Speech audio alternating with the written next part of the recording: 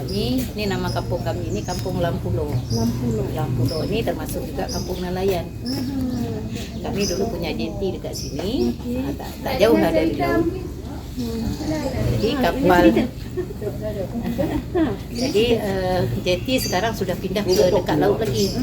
Jadi laut lebih kurang 1 kilo lah dari sini. Jadi kapal ini saat itu masih di atas docking, belum pernah ke laut lagi, baru. Dari kampung lain dibawa ke kampung kami untuk di repair lagi. Rencana hari Isnin nak turun ke laut, tapi hari Ahad sudah nyangkut di rumah Puan Abbasiyah. Jadi owner kapal ini bernama Tengku Zulfikar. Beliau sekarang sudah duduk dekat Medan lah. Sebelum tsunami beliau memang sudah pindah ke Medan. Kalau Puan Abbasiyah ini, yang pemilik rumah ini, beliau seorang cikgu. Kalau suami beliau bekerja di Pertamina Minyak. Memang termasuk orang kaya pun baik hati. Jadi hari Ahad tanggal 26 Desember 20 tahun yang lalu, itu pagi-pagi itu terjadinya gegaran yang sangat kuat. Itu berpotensi 9.3 skala Richter. Lama gempanya kira-kira 8 menit lah. Selepas gempa, itu antara gempa dan tsunami itu ada masa lebih kurang 20 menit. Dalam 20 menit itu air yang sungai yang Kuala Ri tadi itu surut ke laut, ditarik ke laut. Di sini pun dekat Kuala kan, dari pinggir pantai ke tengah laut itu surut airnya sekitar 500 meter. Saat itu orang banyak mandi di pinggir pantai karena hari Ahad. Mereka melihatlah banyak ikan-ikan tergelepar, pikir mereka rezeki. Tak tahunya saat mereka melihat ke tengah laut, air sudah naik setinggi gunung, suaranya seperti pesawat nak terbang gemuruhnya. Jadi di sini kan ramai, dekat jeti orang menurunkan ikan, orang jual beli ikan, memang ramailah setiap pagi. Jadi mereka begitu melihat air laut, berteriak, lari, air laut naik, katanya. Ada yang lari ke sini, mereka naiklah ke rumah Ibu Abbasiyah ini, Puan Abbasiyah. Jadi rumah Puan Abbasiyah ini ada tingkat 2. Mungkin di sini banyak rumah tingkat 2, tapi memang rumah Puan Abbasiyah inilah pilihan mungkin kan. Jadi mereka di jiran-jiran di sini ada orang-orang lain naiklah ke tingkat 2 rumah Puan Abbasiyah. Di tingkat 2 itu lebih kurang ada 30 orang. Dalam hitungan detik air ke tingkat 2 itu separas leher mereka. Jadi mereka itu Puan Abbasiyah udah panik lah saat itu. Mungkin hari ini hari terakhir kata beliau kan. Kita salam-salaman, minta maaf bila ada kesalahan kita saling memaafkan kata beliau. Ada pekerja beliau langsung dia buka zinc, naik ke atas pung yang paling tinggi. Rencana mungkin yang 30 orang itu mau dinaikkan ke atas yang paling tinggi. Saat dia duduk di atas punggung, dia lihatlah kapal ini pun. Kapal ini dihanyutkan katanya dari belakang sana, langsung dia langgar Puan Abbasiyah ini sampai ke sana berpusing-pusing di bawah air. Saat air surut, kapal ini pun patah balik, nyangkut lagi di rumah Puan Abbasiyah ini. Jadi yang punya pekerja dia memanggil keluar, ada kapal menjemput kita katanya. Pikir mereka kapal menjemput mereka. Padahal kapal datang sendiri, kosong, tak ada yang bawa kan. Begitu kapal itu sangkut, langsung mereka naik ke dalam kapal. Jadi 30 orang tuh langsung naik ke dalam kapal untuk menyelamatkan diri. Jadi kapal pun sudah sangkut, terus tak bisa jalan lagi. Tak bisa jalan lagi. 30 dari belakang, 20 dari atas bumbung ini Puan. 20 mereka naik juga ke dalam kapal, lebih kurang sudah 50 orang. Rupanya mereka melihat gelombang datang tinggi lagi, hitam lagi, ada lagi katanya. Jadi ada seorang ustaz di dalam kapal ini. Kata Puan Abbasiyah, Izal, azan, kata beliau. Jadi beliau azan lah sebab beliau. Rupanya gelombang belum sampai ke sini katanya. Gelombang itu turun lagi katanya, air mengalir aja. Mungkin ada. Tak kena kapal ni lagi.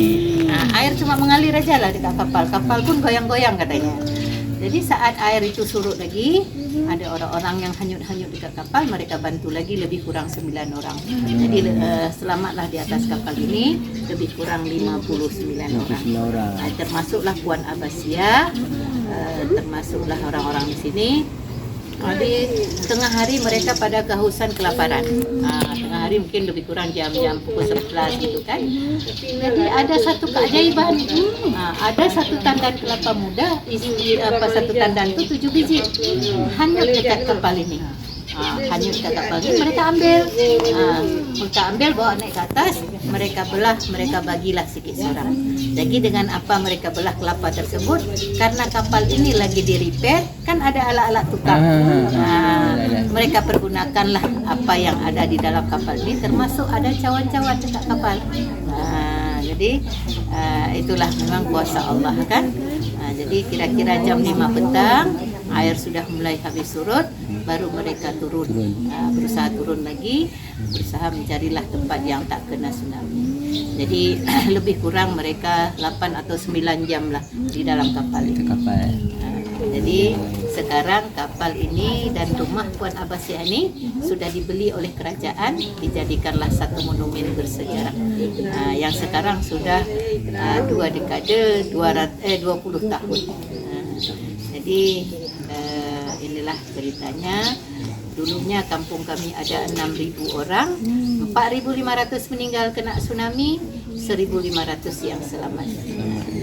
Selamat orang. Yang selamat tu pun family keluarga banyak yang dah meninggal lah. Banyak beza-beza lah yang apa ceritanya. 1.500 tu lain-lain. Lain-lain lah. Jadi kalau suami Puan Abbasiyah ni selamat, beliau karena tugas dekat Medan. Oh dia tak ada waktu kejadian tak ada. Puan Abbasiyah ada. Suaminya aja. Suaminya tak ada. Suaminya dekat Medan. Dekat Medan. Oh, dia pun dapat tahu kemudian lah. Ya kan petang tu kan dah tahu dah kecoh semua dalam terus media. Di media kan. Cuma tak tahulah Kak. Mungkin tak tahu kampung ini kena. Oh. Jadi inilah. Saya sangkut di pokok kelapa. Ni awak kolak di atas kapal. Awak kolak tu. Ni ada kapal. Ada pokok kelapa? Ya. Mana yang boleh tak dapat itu? Cerita sikit. Saya saat itu Boleh mantena le wate. Nala. Saya hari itu umur saya 40 tahun, sudah punya anak 4 orang lah. Jadi kejadian itu kami nggak tahu lah, nggak terpikir di pikiran kita kan. Jadi saat itu mungkin mak saya sudah tahu beliau mungkin mau pergi saat tsunami kan. Jadi selepas salat subuh dia panggil saya Puan. Dia panggil saya. Kita tak pernah dia panggil, dia langsung berdoa macam tu kan. Saya langsung ke pasar, beli barang ke pasar, berniaga dekat rumah. Tapi subuh itu dia panggil saya, nama saya Nong dia panggil kan. Nong, hari ini tak usah berniaga, kamu istirahat aja, cuci baju anak-anak kamu semua katanya. Saya patuhlah, saya tak berniaga hari itu. Selepas salat subuh saya mencuci terus. Kira-kira jam 8 sudah selesai. Sudah saya nak mandi, nak jemur kain kan. Tak lama datang macam deru angin, datang gegarannya macam deru angin. Saya pikir angin kencang, tak taunya langsung goncangannya cepat, kuat. Langsung saya berlari ke belakang rumah, saya panggil mak saya, lari ke belakang rumah. Kebetulan ada anak saya yang nomor 3, lari kami bertiga ke belakang rumah. Selepas gempa, kami balik ke rumah. Mak saya tak masuk lagi ke rumah. Dia panggil lagi saya, Puan. Nong, dah pulang kamu cepat-cepat, mandi, pakai baju yang kuat. Kalau ada apa-apa kamu bisa lari. Saya patuh lagi pulang dalam masa 20 menit tu, sempat saya mandi, sempat bersih-bersih rumah. Tak lama orang berteriak air laut naik. Rumah saya ke sana, Puan. Rumah saya sekarang ke sana. Jadi orang lari kan ramai yang saya pikir orang berkelahi. Begitu saya keluar dari rumah, karena rumah pun dekat sungai, saya melihat ke arah sungai, air sudah macam ular seduk. Macam-macam apa? Ular seduk lah. Jadi satu begini. Jadi di atas tu dah putih. Di bawahnya hitam macam mendung lah. Jadi lari kami. Lari anak cari mama cari anak, termasuk saya cari anak. Kebetulan ada anak 2 orang di depan rumah lagi. Anak nomor 2 dan nomor 4. Sedangkan yang nomor 3 itu tadi, dia selepas tsunami dia pergi ke tempat ayahnya bekerja. Ayahnya bekerja buat kapal di pinggir pantai, pinggir sungai. Jadi lari saya. Saat saya lari saya lihat, air belum datang, korban sudah banyak di jalan. Ada budak kecil yang jatuh dari gendongan ibunya, langsung dipijak-pijak sama orang. Datang kereta lagi, digilas lagi sama kereta, tak ada yang peduli. Masing-masing Ada dengan orang, masing-masing ada bunyi. orang tua yang dibawa lari sama anaknya, tak mampu lagi dibawa lari, diletakkan aja macam tu aja, anaknya lari. Nafsi-nafsi lah nak. Termasuk suami saya. Beliau lari sendiri, beliau cakap beliau tak ada fikir anak isteri. Lari beliau sendiri terus. Jadi saat itu saya lari, bawa mak saya. Kebetulan mak saya dapat di depan rumah kan. Setengah jalan mak saya pun tak mampu lari lagi. Dah nak mau nak sebut lari lagi mak. Kata mak kan, lari mak lari. Kebetulan ada kereta pick up orang. Saya kata ada bumbung belakang. Keluar mereka. Saya minta numpang, saya bilang. Mak saya tak mampu lari. Itu kereta itu berhenti, langsung mak saya angkat ke belakang. Walaupun berdesakan, anak saya 2 di belakang, saya duduk di depan. Itu saya buka pintu, kebetulan di depan baru 2 orang. Salah mak satu lagi kan. Saya masuk langsung saya duduk. Saya duduk, saya berpikir, bila pintu kereta ini saya kunci, pasti dalam air tak bisa buka. Itu pikiran saya. Saya jepitlah pakai tangan. Yang punya kereta, bapak yang punya kereta tu, nak kunci aja pintunya. Saya tak peduli. Jalan kereta, kira-kira baru 2 meter berjalan, langsung kereta kami naik itu langsung digulung dalam air. Berputar terus dalam air. Jadi orang di belakang tu, anak saya, mak saya, orang-orang lain tu, itu terkeluar semua dari kereta. Tak tahu lagi ke mana. Di blender. Jadi tinggallah saya di dalam kereta, karena saya di depan kan. Kepala kereta masuk ke dalam, air penuh masuk dalam kereta. Jadi sudah masuk air ke hidung ke mulut, sudah megap-megap lah dalam air. Teringat saya, ya Allah, tadi pintu kereta tak saya kunci. Saya doronglah. Dorong saya. Alhamdulillah pintu itu pun terbuka. Keluar kami 3 orang. Itu saya keluar, saya dipusing lagi dalam air. Itu yang 2 tu tak tahu kemana lagi lah. Masing-masing lah. Saya dipusing lagi dalam air, dalam batang kayu besar-besar tu kan sudah tercabuk akarnya, zeng-zeng kayu-kayu. Jadi saat itu teringat saya, ya Allah, tangan sudah terangkat, air sudah masuk ke hidung. Seperti kapas yang diterbangkan angin. Begitulah kita dalam air. Pasrah saya, ya Allah. Mungkin kalau saya mati hari ini, ya Allah, saya pasrah.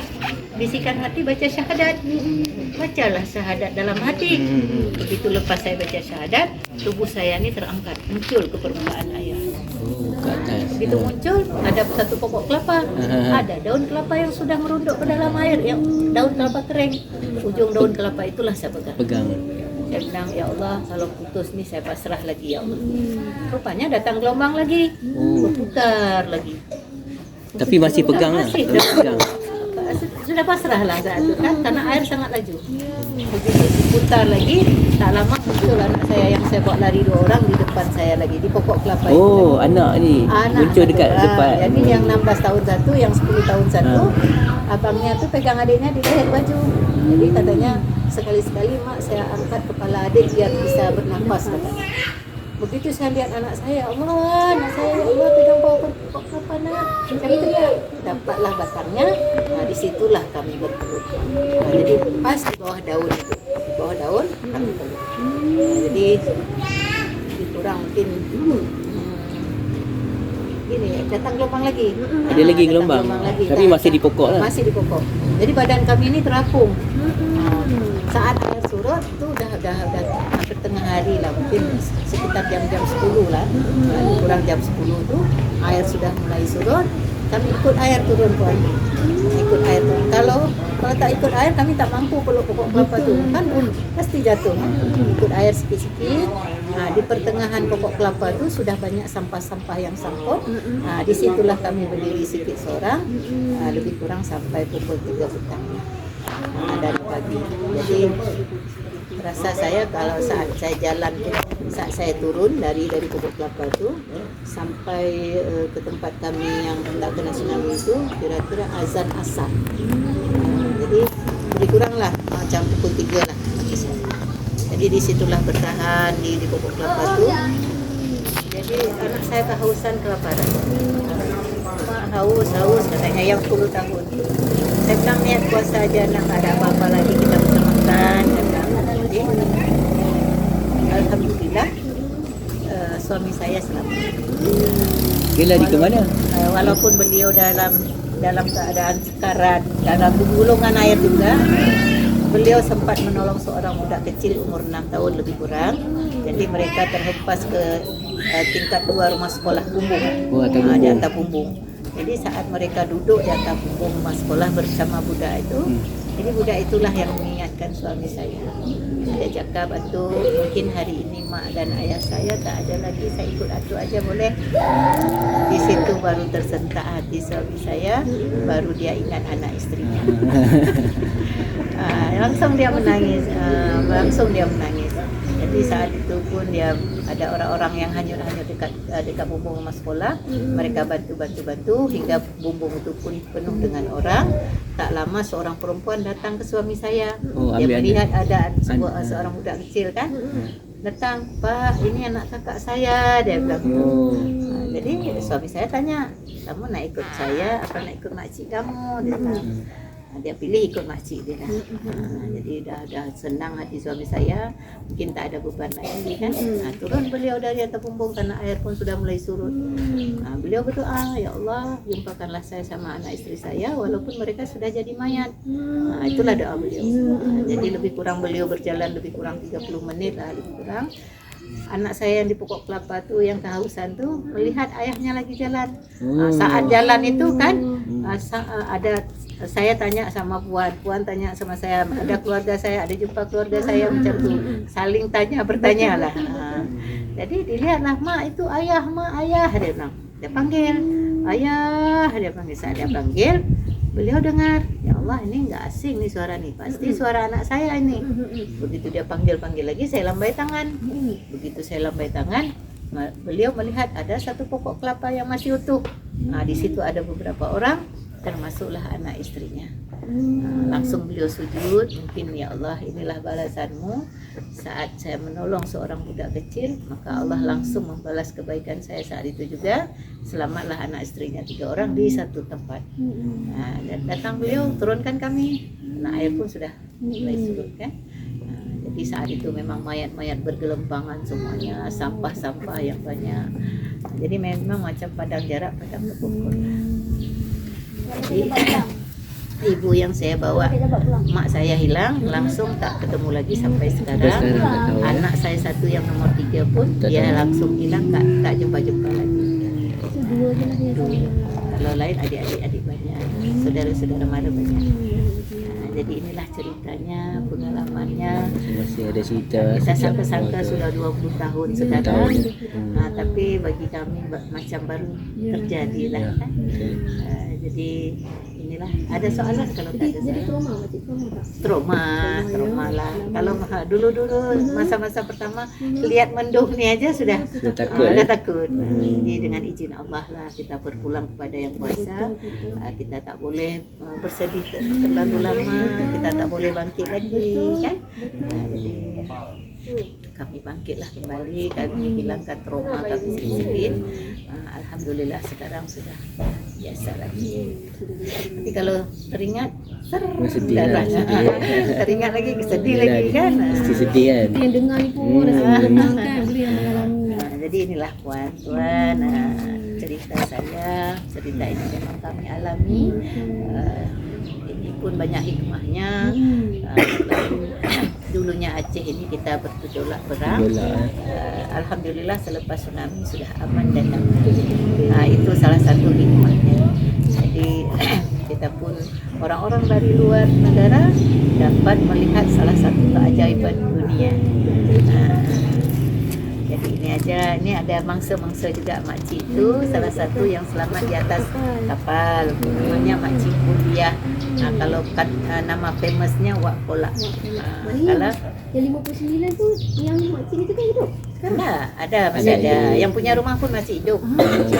Beliau sudah pindah ke kampung lain kan. Makcik ini dia berniaga dekat jeti. Dia memanggil lah orang-orang sini. Kebetulan Puan Abbasiah ini pun pintu rumahnya terbuka. Mereka naik ke rumah Puan Abbasiah. Kalau makcik ini dia hanyut ke laut. Jadi dia macam saya juga tergulung dalam air. Jadi dia sempat terpaut di atas sampah-sampah. saat air surut dibawalah ke laut. Satu hari dekat laut, jadi ada nelayan pulang dari laut lepas kan tak tahu tsunami. Mereka melihatlah banyak mayat-mayat bergelimpangan, ada macam macam ni yang di atas tu, mereka ambil, mereka bawa ke sini, sampai sini pun tak ada rumah lagi. Kalau adik ni sama juga macam saya. Oh, sekali juga. Sama juga macam saya tergulung dalam air. Dia bawa anak satu, suaminya bawa satu. Sempat naik ke tingkat 2 tu hancur. Jadi saat dihanyutkan lagi, anaknya terlepas di tangan. Katanya sempat minta maaf lah. Jadi hilang, sama suaminya pun hilang. Dia pun sangkut di pokok. Dia tak sadar lagi, sangkutlah di pokok.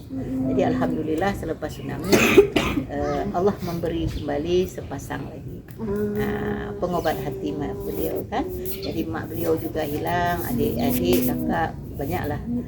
Kalau ni di atas bumbung rumah orang bersama bayinya 1 bulan. Jadi bayinya sekarang sudah besar, sudah 20 tahun. Mana tadi? Ada berniaga kat sini.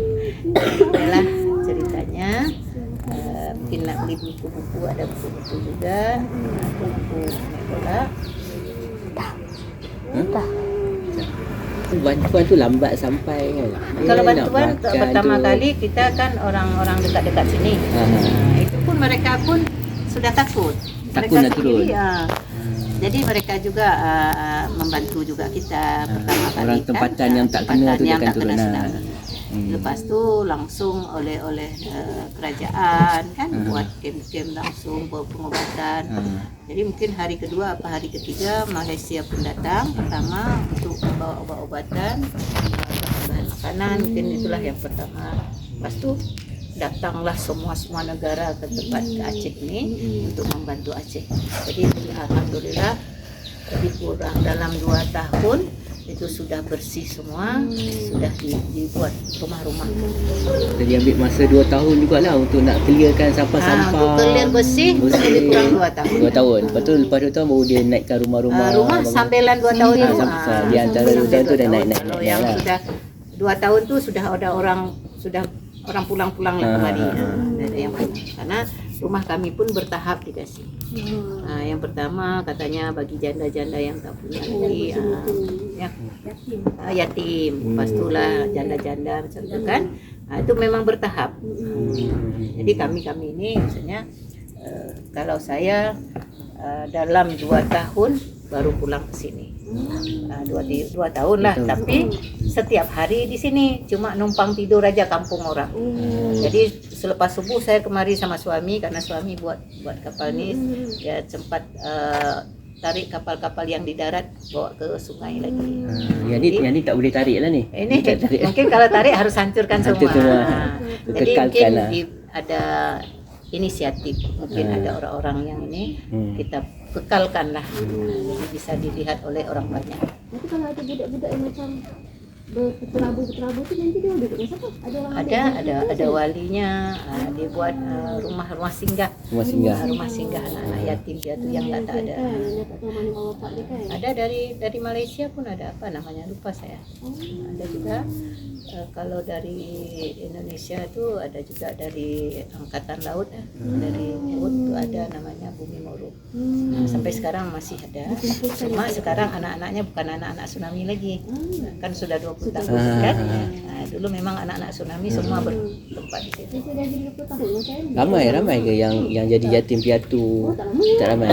Ada juga kampung-kampung lain, karena bukan kampung ini aja kan. Kampung lain pun ada.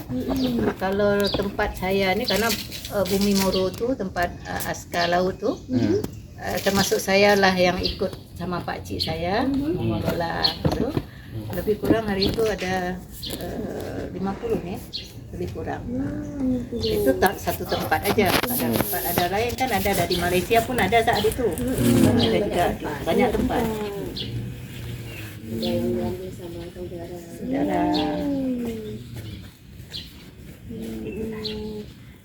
Dia orang yang mengalami kan, dia kekal ingatan tu. Yang berbulung-bulung tu hitam masih dalam tu. Hitam. Betul-betul.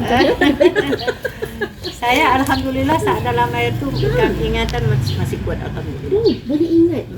Masih ingat.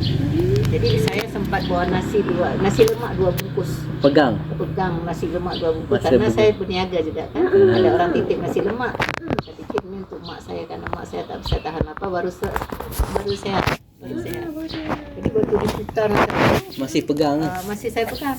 Jadi begitu saya pegang, saya lihat orang-orang pada bajunya tertanggal banyak kan. Alah, untuk apa lagi nasi ini? Saya bilang saya lepas, saya berusaha ni untuk ini sendiri kan. Memang hampa. Kalau orang memang kayak adik ini kan pingsan. Oh, pingsan. Tak sedar lah masa bergulung tak sedar. Pertama sadar. Pertama sadar, selesai naik lantai, dihantam lantai 2 tu lah. Oh, lepas tu dah tak sedar, sedar atas pokok. Karena anak sempat minta maaf kan. Oh, Ini yang tadi yang 20 tahun sekarang. Dah besar. 2 tahun. Sorry. Ingat tak lagi? Ingat tak? Tak ingat. Tak ingat. Terror kalau dia ingat. Tak ingat dia, tak ingat. Jadi inilah Puan, mungkin nak jalan-jalan sebentar lagi. Lebih kurang saya mohon maaf. Pada Allah saya berserah diri. Amin ya rabbal alamin. Assalamualaikum warahmatullahi wabarakatuh. Do ba do ba do ba do ba do ba do ba do ba do ba do